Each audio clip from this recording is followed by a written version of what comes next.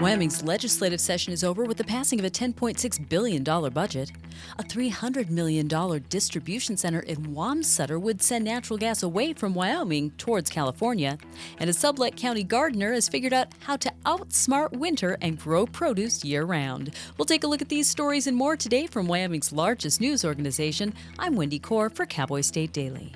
The Wyoming legislature passed its $10.6 billion budget Friday, sending it to Governor Mark Gordon's desk on the final day of the 2024 legislative session. Cowboy State Daily's Leah Wolfson was there until the last vote was taken and says although the bill passed, there were still opposing views. Senator Tara Nethercott of Cheyenne was very pleased. She was one of the lead negotiators in the budget. She believes it's a conservative budget that saves for Wyoming's future and makes enough cuts and investments to kind of ensure Wyoming a good future. I also spoke to people like Powell, Senator Dan Larson, who said it was way too much spending in the budget. The Wyoming Senate passed the budget bill on a 17-14 vote Friday, and the House passed it 41-21. Billionaire Warren Buffett's Berkshire Hathaway energy business has an interest in the natural gas distribution hub in Wamsutter.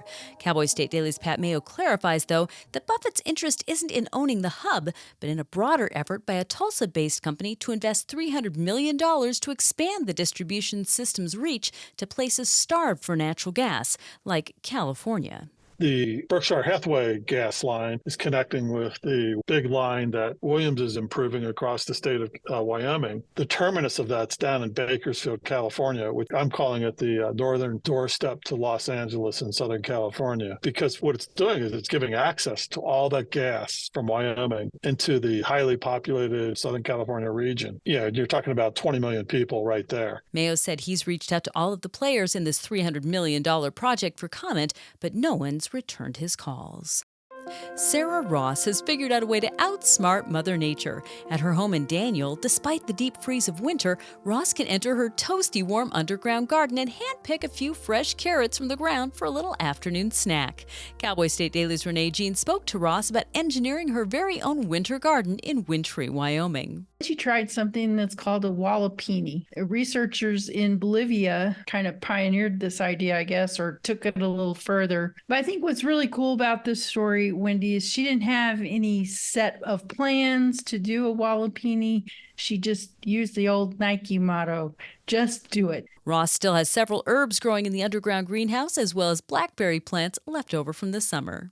I'll be back with more news right after this. Did you know it's illegal to dig or excavate without knowing what's below? This is Jan Warren, Executive Director for One Call of Wyoming. We will be hosting workshops around the state to educate homeowners, realtors, landscapers, underground facility owners, and excavators on the state law, industry best practices when it comes to planting a tree, building a fence, or any other excavation project you have planned. Join us for a free breakfast, get your questions answered, and learn how One Call of Wyoming is here to help. Go to onecallofwyoming.com and register today.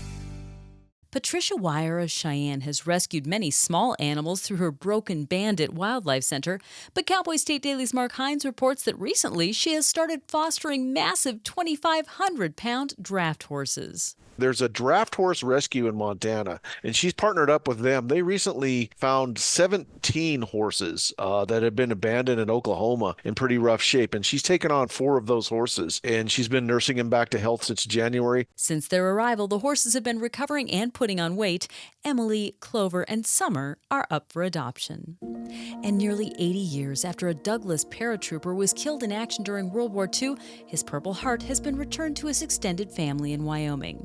Cowboy State Daily's Dale Killingbeck says PFC Harold Sheldon died in action on September 21, 1944, but because Sheldon had been divorced before his death, his Purple Heart was sent to his ex-wife, where it lay packed away for decades. His ex-wife had already remarried before he died, and so the Army just sent it to the ex-wife, and she had it in her drawer, and the kids never knew that she had been married to him. And then one day, about 10 years before her death, she says that she was married, and this Purple Heart comes out. They had been trying for quite a while to return this Purple Heart. The family and community plan to honor Sheldon's memory and war contribution by creating a memorial wall at the community hall in Bill, where Sheldon's parents homesteaded in the 30s and 40s. And that's today's news. Get your free digital subscription to Wyoming's only statewide newspaper by hitting the subscribe button on CowboyStateDaily.com. I'm Wendy Corr for Cowboy State Daily.